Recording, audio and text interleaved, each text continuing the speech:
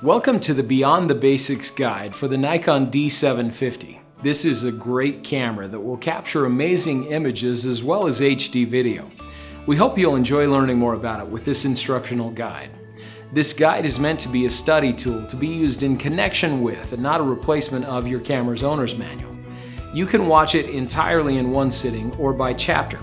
Feel free to navigate to a specific chapter you wish to view at any time during the video. Please note that this guide does not cover many of the more basic features and functions of the D750, as those topics are discussed at length in our original guide. Rather, this guide will help you move forward with your knowledge of your camera to help you take the best pictures possible.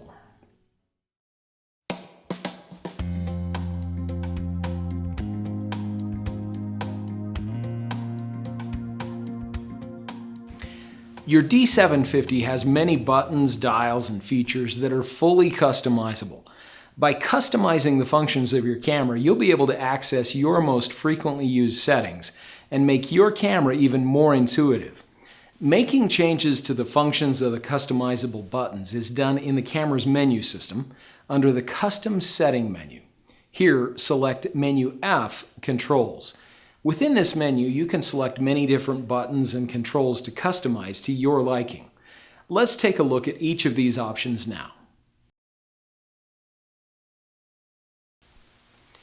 The first customizable button is the OK button, with 3 options, including Shooting Mode, Playback Mode, and Live View. In shooting mode, you can choose to have the Center Multi-Selector button either select the center focus point, highlight the active focus point, or none, which will disable the button's function in the camera shooting modes. You can also choose the function of the OK button in the camera's playback mode. First, you can choose Thumbnail On-Off, which will toggle the view between full frame and thumbnail playback. Next, you can choose View Histograms, which will display a histogram in both thumbnail and full frame playback when the OK button is held down. Next, there is Zoom On-Off. When this option is selected, pressing the OK button will allow you to toggle between thumbnail or full-frame playback and playback zoom. You can choose the initial level of magnification that you'd like when the button is pressed. The last option for the OK button in playback mode is Choose Slot and Folder, which will display the card slot folder dialog when the button is pressed, so you can quickly select the memory card and folder you'd like to playback images from. The last mode that you can customize the OK button is Live View. Here you can choose from 3 different options. First, you can choose to have the button select the center focus point, which will simply reset the focus point to the center position in Live View. Next, you can choose Zoom On-Off. With Zoom On-Off selected, pressing the OK button will display a magnified view of the live view scene so you can check for good focus. The last option is None, which will disable the button's function in live view mode.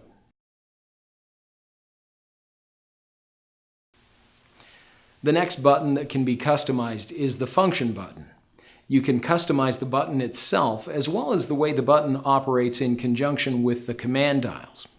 First, let's look at the options for customizing the role played by the Function button. You can choose from almost 20 different options. First, you can choose Preview. When this option is selected, pressing and holding the Function button will allow you to preview the depth of field with your current aperture setting. The next option is FV Lock, which will allow you to press the Function button to lock the flash value for the built-in and compatible external flash units. If you select this option, you can press the Function button once to lock the flash output, and then press it again to release the flash value lock.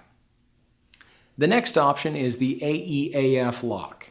When selected, the AEAF Lock setting will allow you to press and hold the Function button to lock the exposure and focus until the shutter button is pressed completely. AE Lock Only will allow you to press and hold the Function button to lock just the exposure setting. Next, there is AE Lock Hold. With this setting, the exposure will be locked when the Function button is pressed, and it will remain locked until the Function button is pressed again. The AF Lock Only option will set the Function button to lock the focus while the button is held down. Next, there is the AF on setting. When AF on is selected, pressing and holding the function button will activate the camera's autofocus, just like pressing the shutter button halfway. The flash off option will allow you to press and hold the function button to temporarily disable the flash. The next option is bracketing burst. This is a useful option if you use the camera's bracketing feature often. Normally with the D750, you must have the camera set to one of the continuous drive modes if you want to take pictures continuously while the shutter button is held down. With the bracketing burst option, you can take a continuous series of bracketed shots with the camera in single frame or quiet release modes. You'll simply need to press and hold the function button while you're pressing the shutter button, and the camera will continuously take the specified number of bracketed shots. Next, there is the +NEF RAW. You can use this option if you're shooting in JPEG and you'd like to shoot just a few raw images. Simply press the function button and then take the picture as you normally would. After the picture has been taken, the camera will resume using the JPEG only setting. If you want to take a series of +RAW images, keep the shutter button pressed halfway between shots. The next four options, matrix metering, center weighted metering, spot metering, and highlight weighted metering, will activate the respective metering mode while the function button is pressed. The next option is viewfinder grid display, which will allow you to press and hold the function button while rotating the main command dial to display a framing grid in the viewfinder. The next option for customizing the function button is viewfinder virtual horizon. With this option, you can view a virtual horizon display in the viewfinder, which will help you ensure that the camera is level. To return to the regular viewfinder display, simply press the function button again. The next option, My Menu, will allow you to press the function button to instantly access the camera's My Menu. The next option is Access Top Item in My Menu, which will allow you to instantly access the top menu item in the camera's My Menu. The next option for customizing the function button is Playback. When selected, the Playback option will allow you to enter the camera's playback mode by pressing the function button. This is useful for times when it may be difficult to access the playback button with your left hand. The final option for customizing the function button is None. When this option is selected, pressing the function button will have no effect.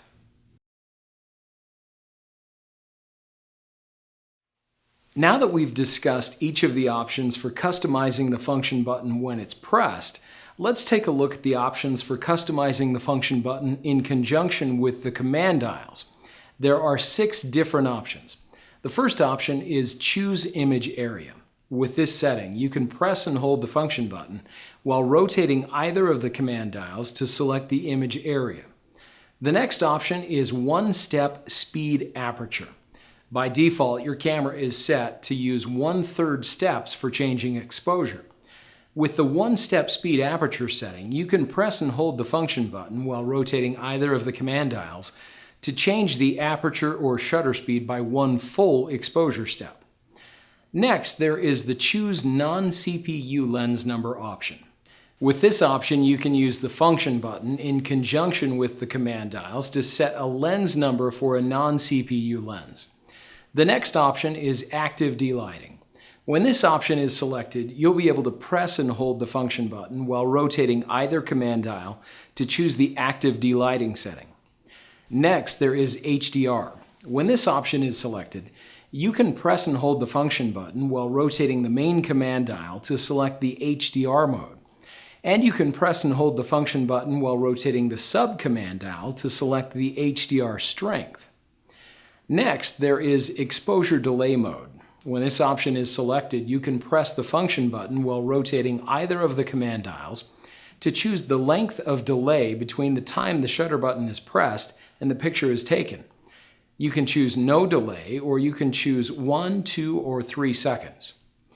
The final option is None. When this option is selected, pressing the function button while rotating the command dials will have no effect.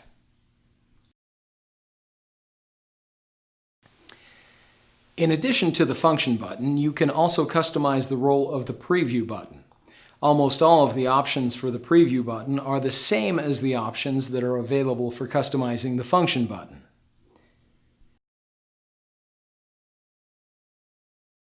You can also customize the role of the AEL-AFL button. The options for the AEL-AFL button include AE-AF lock, AE lock only, AE lock hold, AF lock only, AF on, and FV lock. Each of these options function in the same way as they do when they're used with the function button.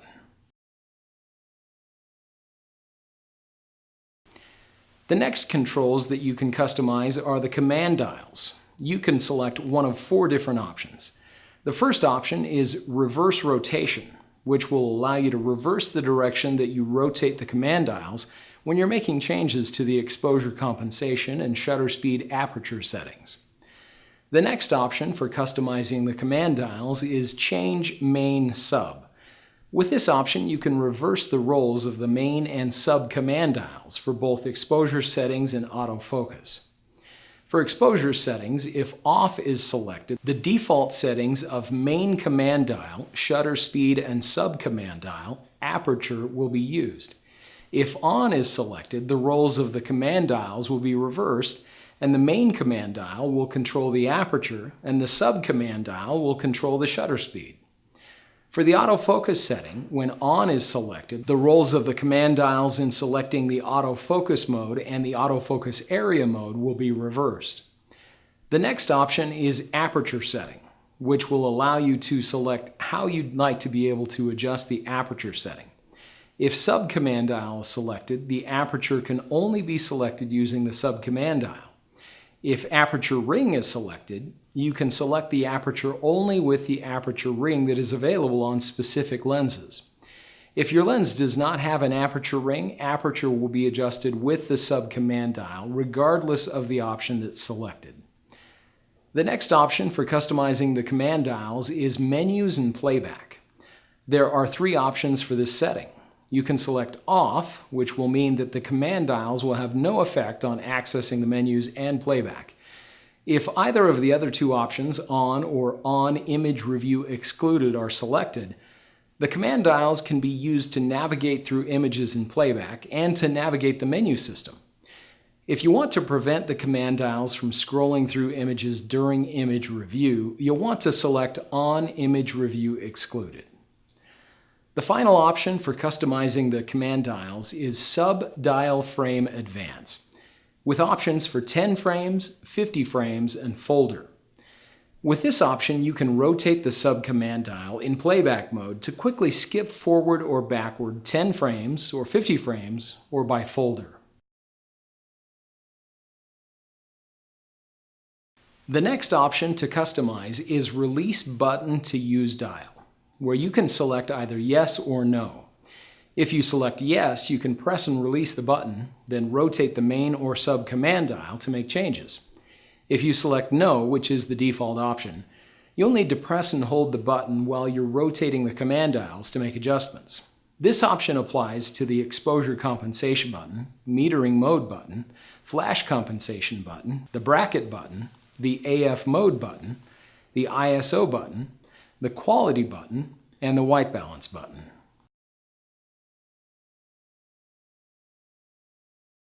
The next option that you can customize on the D750 is slot empty release lock.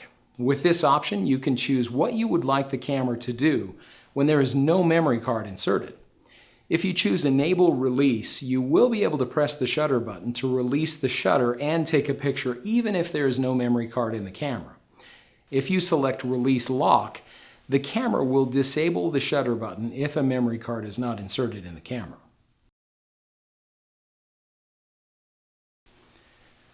The next option that can be customized is reverse indicators. With this option, you can reverse the direction of the plus-minus exposure indicators in the control panel, viewfinder, and information display. The next option that can be customized is the movie record button. With this option, you can choose a function for the movie record button during still photography. You can choose from white balance, ISO sensitivity, and choose image area. With each of these options, you'll simply need to press and hold the movie record button while rotating the command dials to make your selections.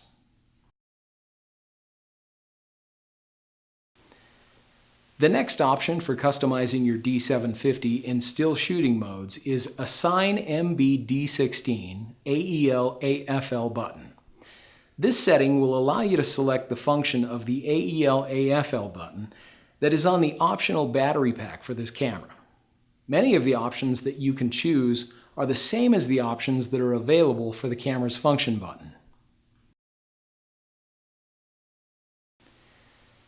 The next option for customizing your D750 in still shooting modes is Assign Wireless Remote Function button. This setting will allow you to select the use of the function button that is on the optional wireless remote for this camera. You can choose from many of the same options that are available for the function button on the camera body.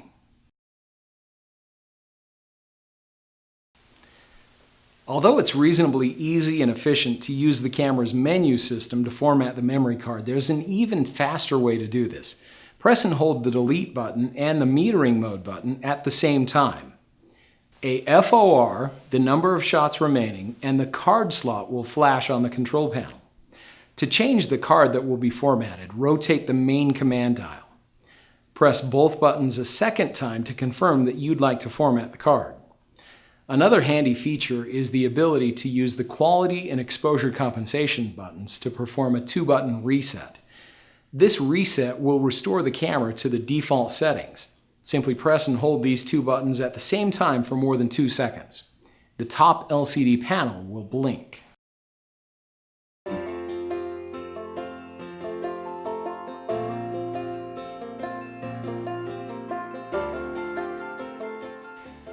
Bracketing is a technique that allows photographers to take several versions of the same photo, but with different settings.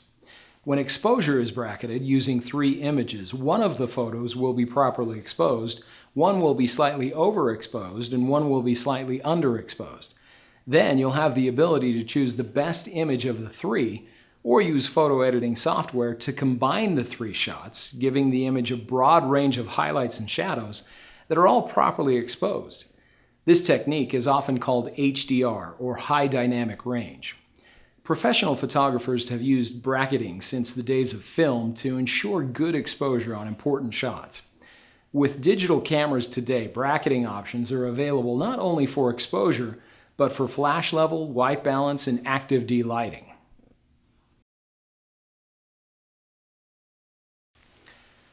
Let's first look at how to configure your camera for exposure bracketing. The first thing that you'll need to do is set the release mode. To do this, simply press and hold the lock release while rotating the release mode dial. When you're using one of the continuous release modes, you'll press and hold the shutter button to record the number of frames you'd like. In the self-timer release mode, you can set the number of shots to be taken each time the shutter button is pressed. To do this, navigate to the Custom Settings menu and select Timers AE Lock. Then select Self-Timer. Here you can set between 1 and 9 shots to be taken each time the shutter button is pressed. For the other release modes, 1 shot will be taken each time the shutter button is pressed. We'll choose the continuous low-speed release mode. To adjust the number of frames per second in the continuous low-speed release mode, navigate to the Custom Settings menu, then Shooting Display. Scroll to D2, Continuous Low Speed, and select the number of frames per second.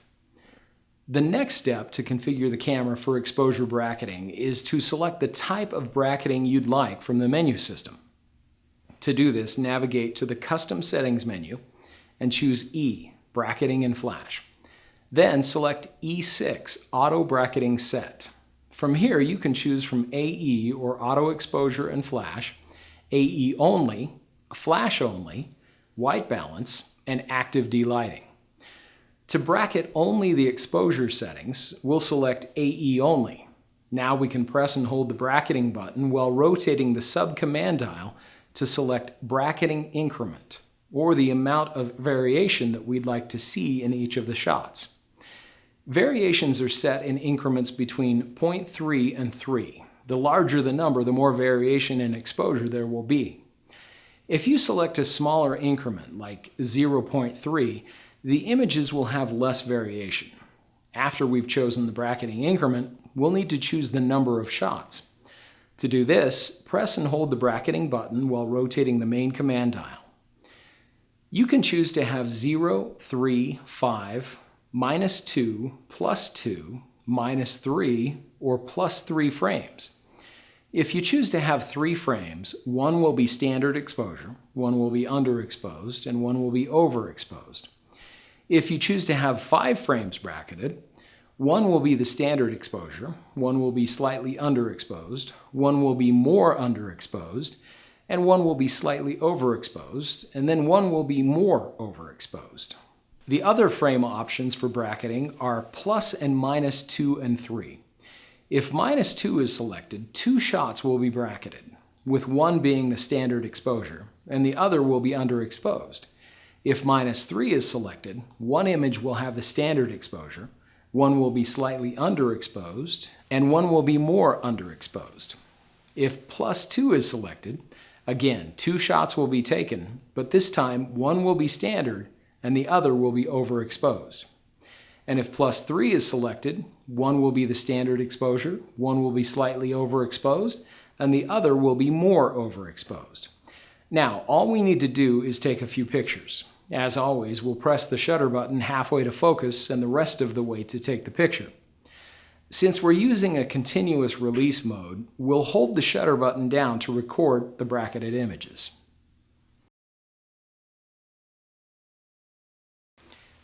Now that we've experimented with exposure bracketing, let's take a look at flash level bracketing. Although using flash bracketing is very similar to exposure bracketing, there are a few settings that we'll need to change. First, since we're using the flash, we'll change the release mode from continuous to single frame. Next, we'll need to change the bracketing set from auto exposure only to flash only. Again, this is done in the menu system under the Custom Settings menu, Bracketing in Flash, and Auto Bracketing Set. This time we'll choose Flash Only. Note that if you choose AE and Flash, you can bracket the exposure level combined with the flash level. The next thing we'll need to verify is that the flash is set to the TTL control. This setting is also located in the Custom Settings menu under Bracketing and Flash. Select Flash Control for built-in flash and choose TTL. With the TTL flash control, the flash output is automatically adjusted.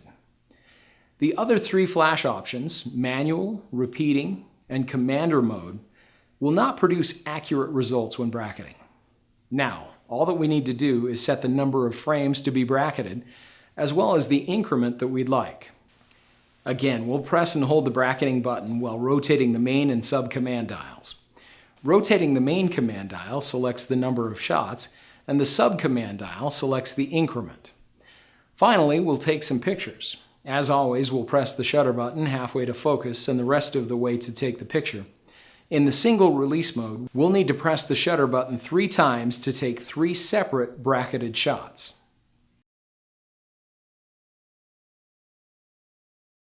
Just like we can bracket the exposure in flash, we can also bracket the white balance. Doing this will allow greater control over the color of images, particularly in tricky lighting situations. To set the bracketing set to white balance, we'll return to the Custom Settings menu, Bracketing in Flash, Auto Bracketing Set, and we'll select White Balance Bracketing. We'll have the best results if an appropriate white balance setting has been selected or if a custom white balance has been taken. When white balance is bracketed, only one picture needs to be taken, and the camera will automatically generate the bracketed copies of the image. For white balance, there are several options for the number of frames to be bracketed. The first option is 3 frames. With this option, the first frame is the standard white balance. The second frame will have increased amber tones, and the last frame will have increased blue tones. The next option is A2 frames. With this option, the camera will record 2 images.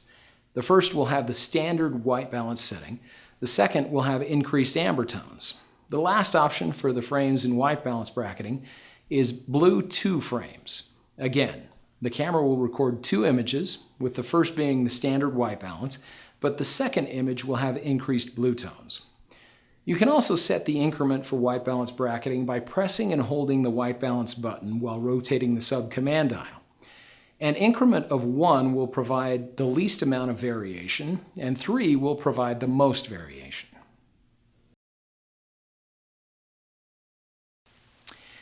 In addition to bracketing exposure, flash, and white balance, the Nikon D750 also allows you to bracket the active delighting. Active delighting is a feature on many Nikon DSLRs that improves the detail in shadow and highlight areas of your image. It's particularly useful in scenarios where important parts of the subject are shadowed. People outdoors in full sun, for example.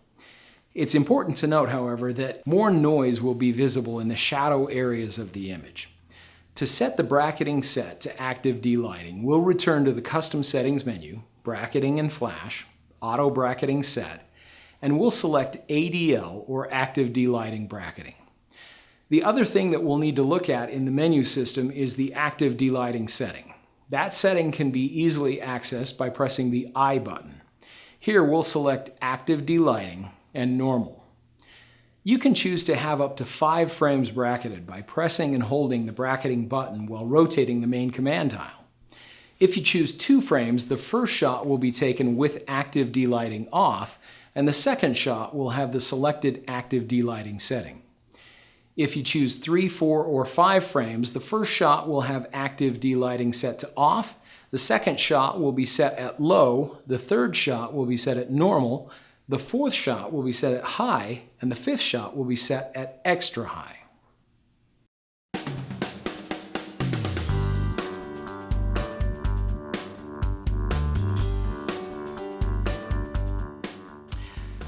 The D750 has a feature for creating multiple exposures as well as a feature for interval timer photography. These features are great for creative and artistic shots, as well as for when you'd like to document a specific series of events.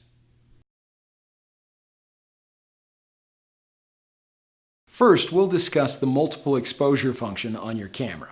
In film and digital photography alike, a multiple exposure is created when the film or image sensor is exposed 2 or more times to 2 or more different images. The final image has the additional image or images superimposed over the first.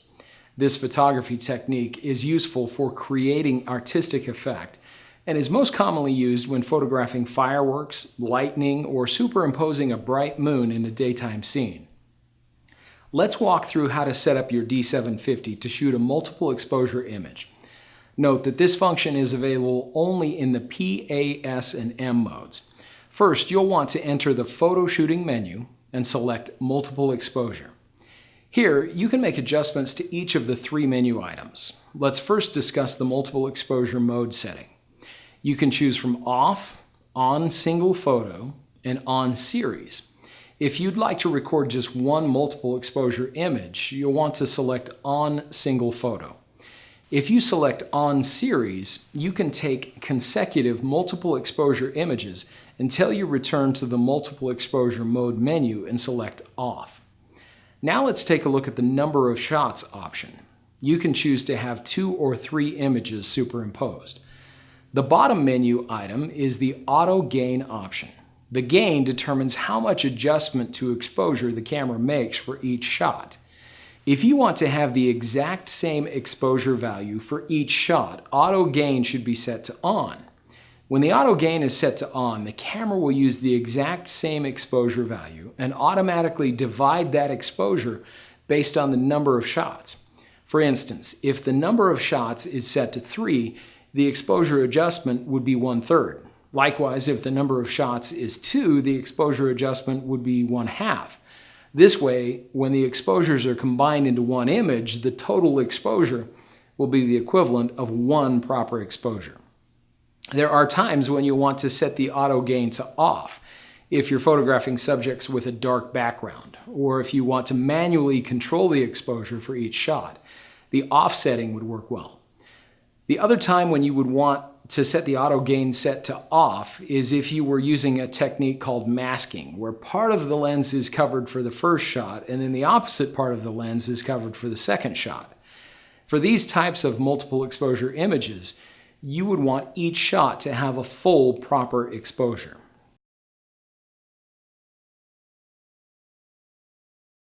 Another feature of the D750 is the interval timer. With this feature, you can set the camera to take photos at preset time intervals, which can be minutes or hours. Photographers use this feature for documentary, scientific work, as well as artistic and creative purposes. The interval timer could be used for photographing anything from runners in a race to dramatic sunrise sunsets to creative self-portraits in studio. You'll probably get the best results using this function if the camera is on a tripod. To use this function on your camera, first make sure that you're not using the self-timer or remote release modes, and that the date and time have been accurately set on your camera. Then enter the photo shooting menu and select Interval Timer Shooting. Under Start Options, you can choose to have the camera start shooting now or at a specific time. If Now is chosen, the first shot will be taken about 3 seconds after the settings are completed. If you'd like shooting to begin at a specific time, highlight Start Time and use the multi-selector to select the hour and minute that you'd like shooting to begin. Note that the time in the interval timer uses 24-hour notation. The next step in setting up the interval timer for shooting is choosing the interval, or the amount of time that you'd like to have pass between shots. Press the right arrow on the multi-selector to set the interval. Now you can set the hours, minutes, and seconds. If you're anticipating slow shutter speeds, you'll want to make sure that you choose an interval or time that is longer than the slowest shutter speed that you expect the camera to use. When you're finished, press the OK button to continue. Now you'll need to choose the number of intervals as well as the number of shots you'd like the camera to take at each interval. Again, simply use the multi-selector to make your selections. The option on the left side of the screen is the number of intervals, or how many times you'd like the camera to take pictures. Once that has been set, you can choose the number of shots you'd like the camera to take at each interval. When you've entered values for both of these settings, press the OK button to continue. The next setting is the exposure smoothing. When enabled, exposure smoothing will allow the camera to adjust the exposure to match the previous shot. Note that when the shooting mode is set to manual, ISO Auto must be enabled for the exposure smoothing to function properly. Now you're ready to have the camera start taking pictures. Highlight Start and press OK. Note that while interval timer photography is in progress, you can freely play back and adjust menu settings, but the settings within the interval timer function cannot be changed while interval timer photography is in progress.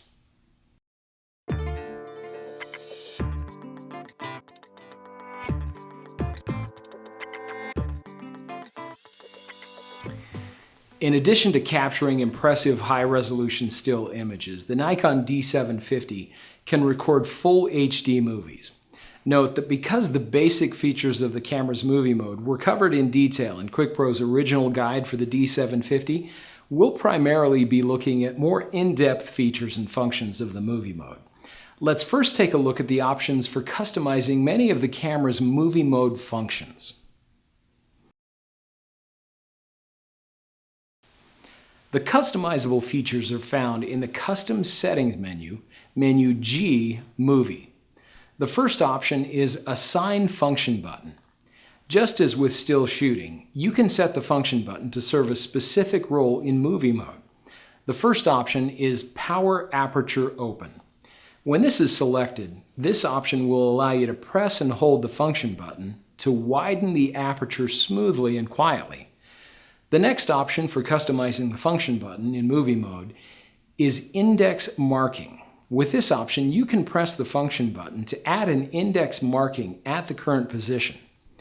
This can be especially helpful when you're playing back or editing your movie files. The next option is View Photo Shooting Info, which will display the shutter speed, aperture, and other settings when the function button is pressed. To return to the standard movie recording display, press the function button a second time. You can also choose AE/AF Lock, AE Lock Only, AE Lock Hold, AF Lock Only, and AF on. Each of these options function in the same way they do for the function button in still shooting. The next button that you can customize for the camera's movie mode is the preview button.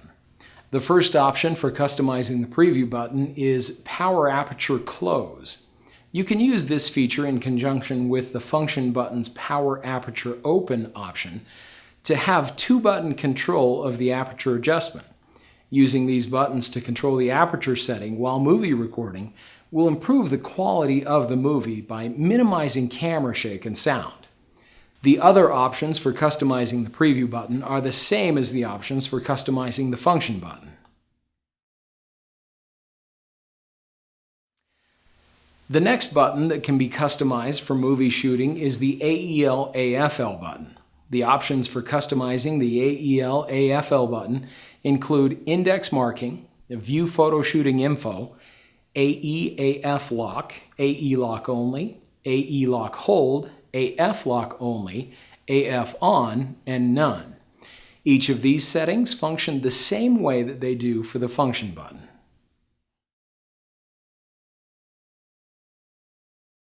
The final button that can be customized for use in the camera's movie shooting mode is the shutter button. For this button, you can select one of two different options. First, you can select Take Photos. When this option is selected, pressing the shutter button completely during movie recording will end the movie recording and take a 16:9 aspect ratio still photo.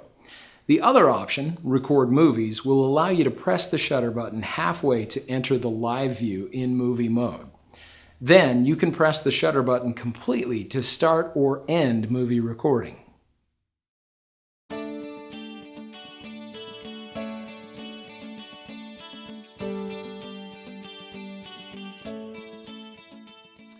With Nikon's wide array of lenses, flash units, and other accessories like multi-power battery packs and GPS accessories, you'll be able to take amazing photos and further build your photography skills.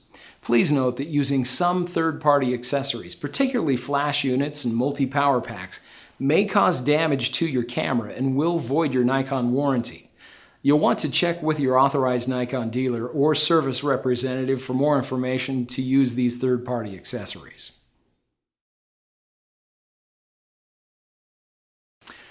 Nikon has produced many lenses and types of lenses since they began producing film SLR cameras.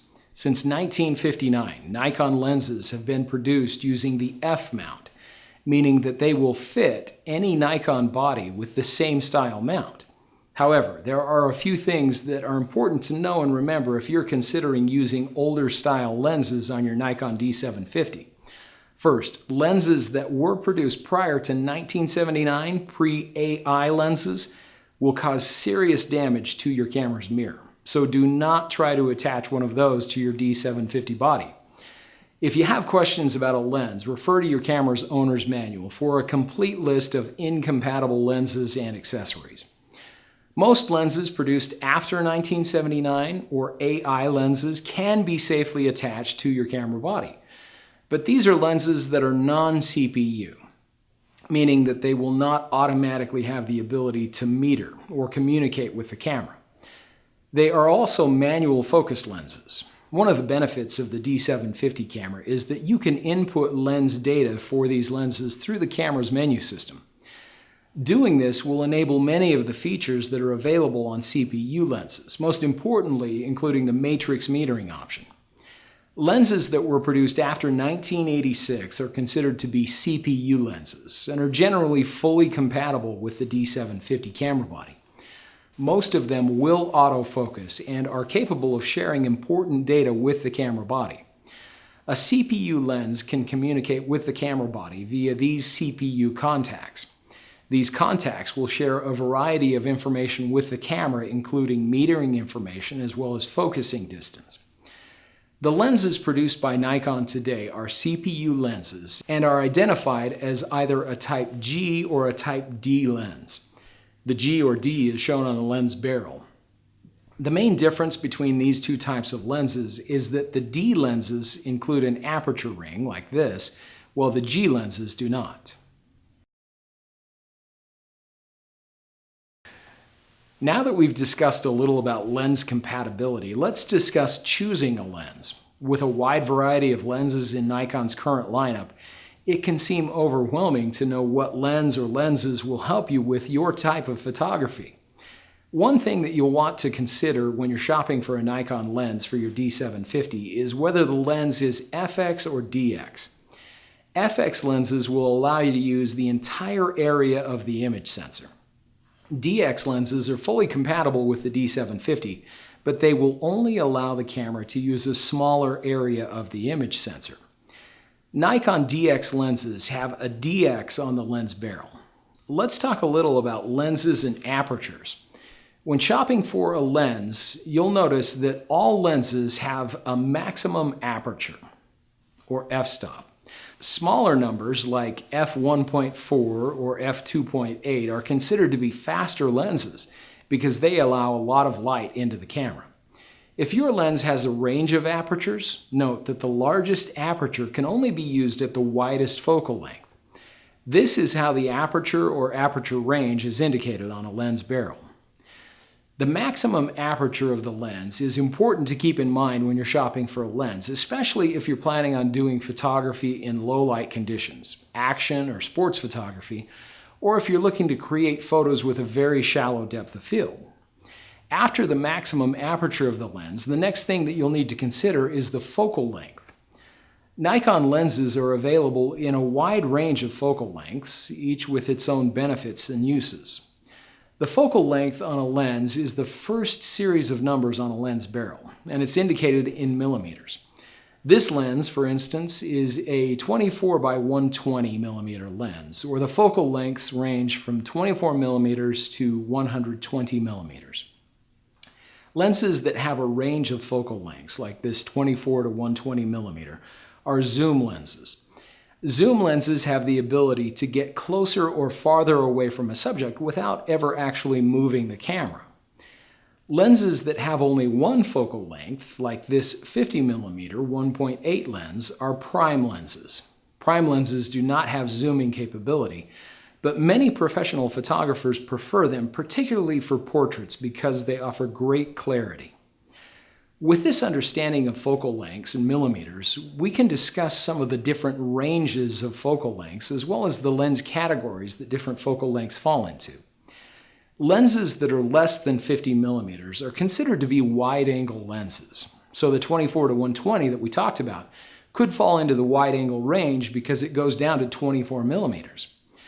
Wide-angle lenses are great for landscape shots, as well as situations where space is limited and you want to include as much of the scene as possible.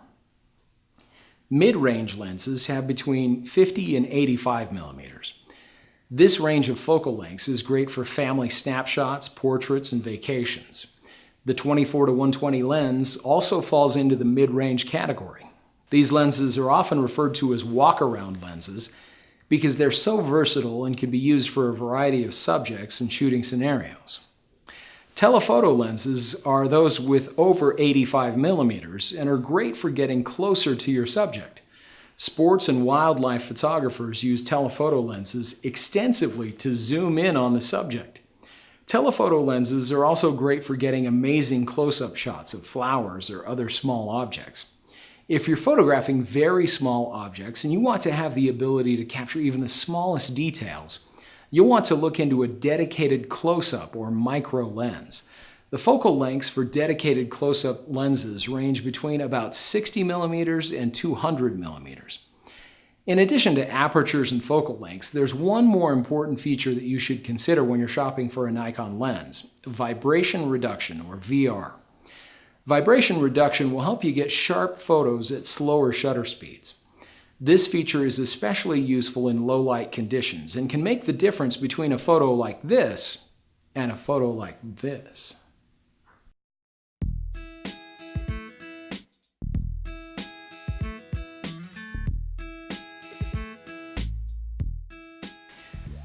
Your D750 has many fully customizable settings and options. As we've discussed in chapters 1 and 4, you can customize the camera's buttons and dials, but you can also customize a wide variety of other camera functions to fit your personal preference.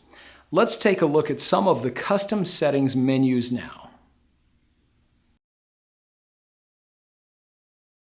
The first custom setting menu is menu A, Autofocus.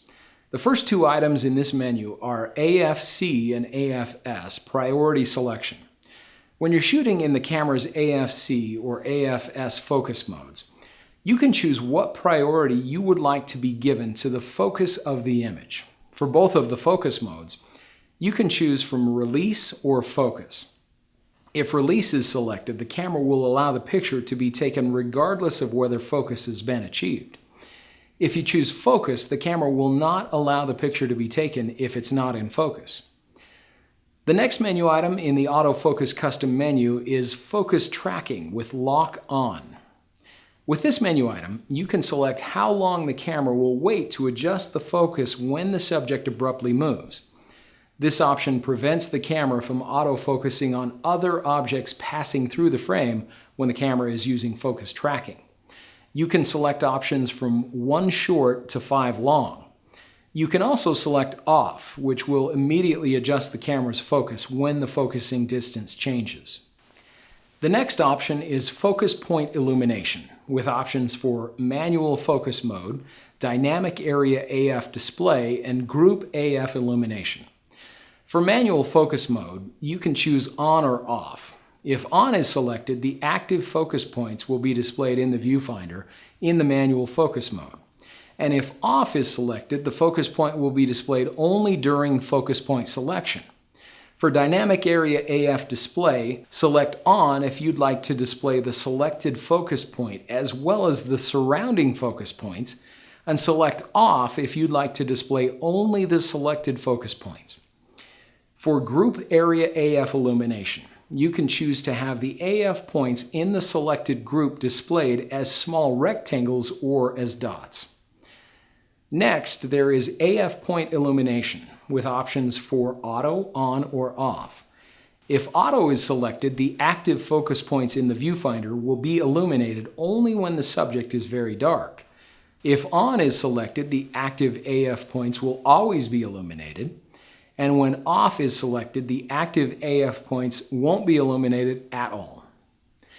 Next, there is Focus Point Wraparound. With this option, you can choose whether or not you'd like to be able to have the focus point selection wrap around from one side of the viewfinder to the other. If wrap is selected, you'll be able to continue scrolling when you reach any edge of the viewfinder, and the focus point will activate at the opposite side, top, or bottom. If no wrap is selected, scrolling will be disabled when you reach the edge of the frame.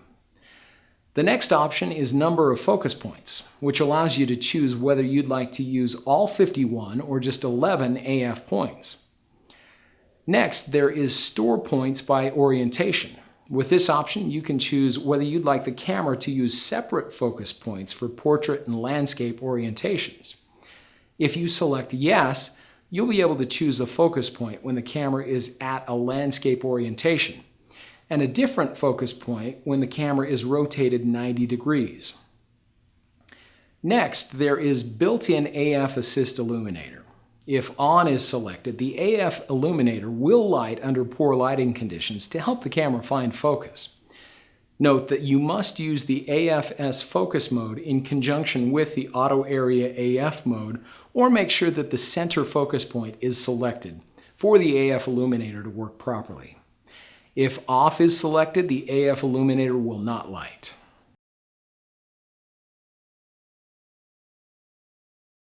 Now let's take a look at the options in the next custom settings menu, B, Metering and Exposure. The first menu item is ISO Sensitivity Step Value. This is where you can select the increment that is used when selecting the ISO. You can choose from 1/3 step and 1/2 step. If you choose 1/3 step, you'll have more ISO settings to choose from than you would for the 1/2 step option. The next option, EV Steps for Exposure Control, allows you to choose 1/3 or 1/2 step for aperture, shutter speed, and auto bracketing exposure values. Again, choosing 1/3 step will provide more exposure values to choose from than 1/2 step. The next menu item is Easy Exposure Compensation. With this option, you can choose whether you'd like to be able to adjust exposure compensation using only the command dials or with the command dials in conjunction with the exposure compensation button.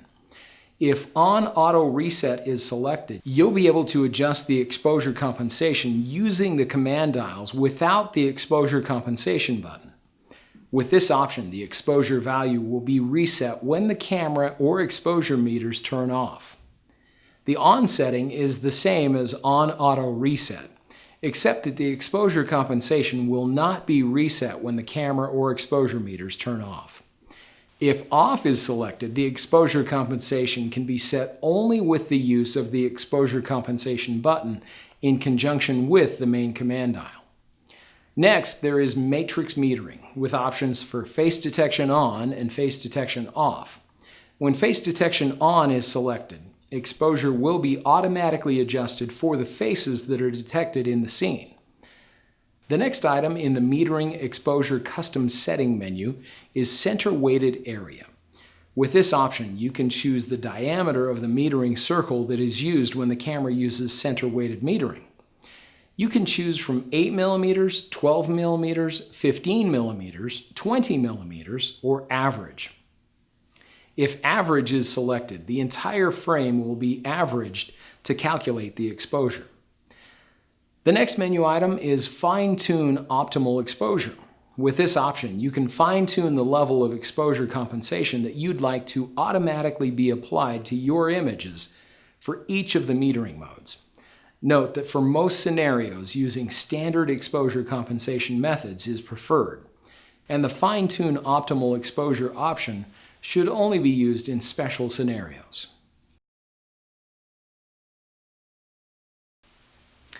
The next custom setting menu is C, Timers and AE Lock. The first item is Shutter Release Button AEL. With this option, you can choose whether or not you'd like to lock the exposure when the shutter button is pressed halfway. If On is selected, the exposure will be locked when the shutter button is pressed halfway. The next menu item is Standby Timer. This is where you can set how long you'd like the camera's exposure meters to remain active when the camera is not in use. You can choose from settings ranging from 4 seconds to 30 minutes, or you can select no limit. Next, there is the self-timer setting. With this option, you can make adjustments to all of the self-timer settings, including the delay or how long the camera waits to take the picture after the shutter button is pressed, the number of shots, you can choose to have the camera take between 1 and 9 shots, and the interval, where you can choose how long the camera should wait in between the shots. The next item is Monitor Off Delay, where you can choose how long you'd like the monitor to stay on when the camera is not in use. You can set a specific length of time for playback, menus, information display, image review, and live view. The final menu item in the Timer's AE Lock custom setting menu is Remote On Duration. When an optional remote is used, you can use this option to select the length of time to have the camera wait for communication with the remote control before canceling remote control mode. The next custom setting menu is D, Shooting and Display. The first menu item is Beep, which allows you to select the volume and pitch for the beep sound when the camera autofocuses or uses the self-timer. Next, there is Continuous Low Speed. This is where you can select the number of frames per second that you'd like the camera to record in the continuous low speed shooting mode. You can choose from between 1 and 6 frames per second. Next, there is Maximum Continuous Release. In the continuous shooting release modes, the camera will continue to take pictures the entire time that the shutter button is held down completely. With this option, you can set the maximum number of shots that you'd like the camera to be able to take in a single burst. You can choose any number between 1 and 100. The next menu item is Exposure Delay Mode. There may be times when you're taking pictures with slow enough shutter speeds that pressing the shutter button to take the picture would result in a blurry image. With Exposure Delay Mode, you can set the camera to have a brief delay after the shutter button is pressed before the picture is actually taken. You can choose from 1, 2, or 3 seconds for the delay. Next, there is flash warning when enabled. Flash warning will display a flash-ready indicator in the viewfinder when lighting conditions are poor and the flash is needed to ensure a good exposure. Next, there is the file number sequence option, which allows you to choose the way that the camera assigns the numbered file names to the images. If on is selected, the camera will consecutively number image files regardless of whether the memory card is formatted or a new memory card is inserted. If off is selected, file numbering will begin at 0001 when a new memory card or folder is used, or when a memory card is formatted. The reset option will reset the file numbering for the on option. Next, there is the viewfinder grid display option, which will allow you to turn a framing grid in the viewfinder on or off. The next option is Easy ISO. When Easy ISO is enabled, the ISO setting can be adjusted by simply rotating the command dials. Next, there is Information Display. With this menu item, you can make adjustments to the appearance of the information display. You can choose Auto or you can choose Manual. In Manual, you can choose B, Dark on Light for black lettering, or W, Light on Dark for white lettering. The next item is LCD illumination. If on is selected, the control panel will be illuminated whenever the camera's exposure meters are active. If off is selected, the control panel will be illuminated only when the power switch is rotated to the light bulb icon. Next, there is MBD16 battery type. With this menu item, you can select the type of batteries that you're using with the optional battery pack. This will ensure that the camera functions as it's intended. The last menu item in shooting and displays is battery order. With this option, you can tell the camera which battery or batteries you'd like to use first when you're using an optional battery pack.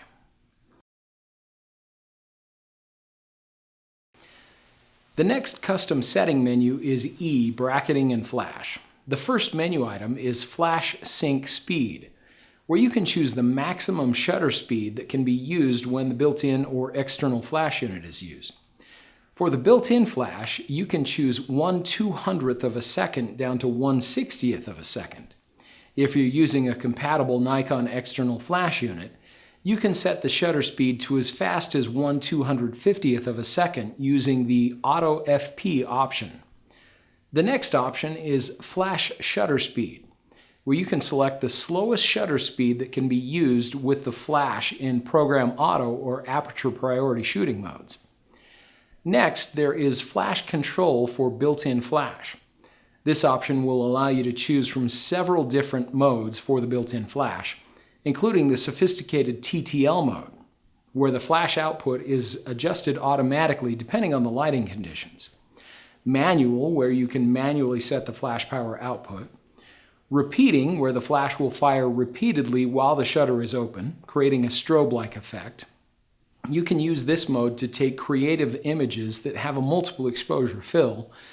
And the last option is Commander mode, which will allow you to use the built-in flash as a master flash to wirelessly control one or more external Nikon speedlights.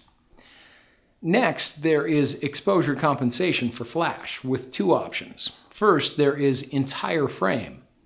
When entire frame is selected, both the flash level and exposure compensation will be adjusted. The other option is background only. When background only is selected, the exposure compensation will be applied only to the background in the image. The next menu item is modeling flash. When enabled, this option will allow you to press and hold the preview button when the flash is being used to see the effects of the lighting on a subject.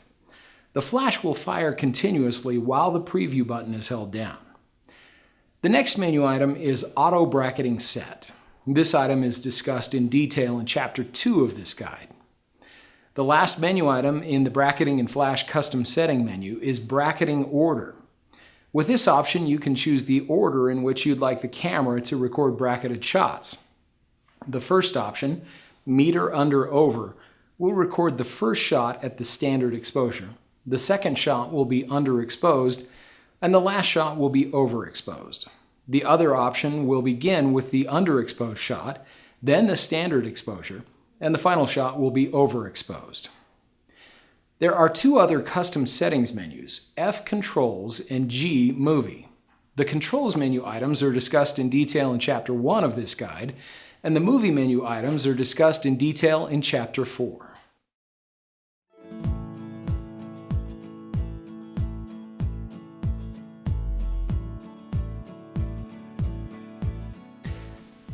Your Nikon D750 is a sophisticated camera and will need some basic care and maintenance to keep it in good working condition. Here are some tips for storing your camera. First, when the camera will be stored for long periods of time, remove the battery and use the battery cover. Next, make sure that the storage location is cool and dry and does not get exposed to temperatures above 120 degrees Fahrenheit. Avoid storing the camera in areas with high humidity, near televisions, radios, or other equipment that produce strong electromagnetic fields. When you're using the camera regularly, you'll want to protect it from several environmental elements that could cause damage. The camera should stay dry, and contact with dust or sand should be avoided. You'll also want to avoid subjecting the camera to sudden changes in temperature. If the camera is cold and it's suddenly brought into a warm environment, condensation or moisture can build up on the camera's internal components. Also, leaving the lens pointed at the sun will cause damage to the camera's image sensor. Finally, make sure that the camera is turned off before you remove the battery, memory card, change lenses, or attach any accessory to the accessory shoe. You'll want to consult your owner's manual for a complete list of care techniques and cautions. Let's talk a little now about ways to properly clean your camera without causing damage. To remove dust or lint from the camera body, a blower or a brush is a good tool to have on hand. With either of these tools, you can also clean the lens, viewfinder, and mirror. To further clean the camera body, you can use a soft, dry cloth. Do not use alcohol or any other harsh chemicals. If the camera has been used at a beach, you can dampen a cloth with distilled water to clean the camera body. After the blower tool has been used to remove any dust and lint, you can use a soft cloth with a small amount of lens cleaner to gently clean the lens, monitor, and viewfinder. When you're using lens cleaning fluid, be sure to apply the fluid to the cloth and not to the camera or lens directly. Your D750 can be set to automatically clean the image sensor each time the camera is turned to on or off. To do this, enter the camera's setup menu and select Clean Image Sensor. You can choose to either have it clean now or clean at startup shutdown. If you select Clean at startup shutdown, you'll also need to choose which options you'd like. You can choose startup, shutdown, or both. You can also choose to have the image sensor cleaning set to off. You can also clean the image sensor manually. Step-by-step instructions are available in your camera's owner's manual. When cleaning the image sensor, great care should be taken, as damage to the image sensor or low-pass filter can easily occur. QuickPro suggests that you contact a Nikon authorized service representative for assistance in cleaning the image sensor or other internal camera components. Nikon suggests that your camera be inspected every 1 or 2 years by the original retailer or a Nikon authorized service representative. Additionally, the camera should be serviced every 3 to 5 years by authorized Nikon service personnel. We hope you've enjoyed learning more about your Nikon D750. We know this new information will give you enough confidence and know-how to take your photography skills to new levels. Remember, you can refer back to any section of this guide at any time. Watch for more QuickPro guides on using newly released cameras. Thanks for watching.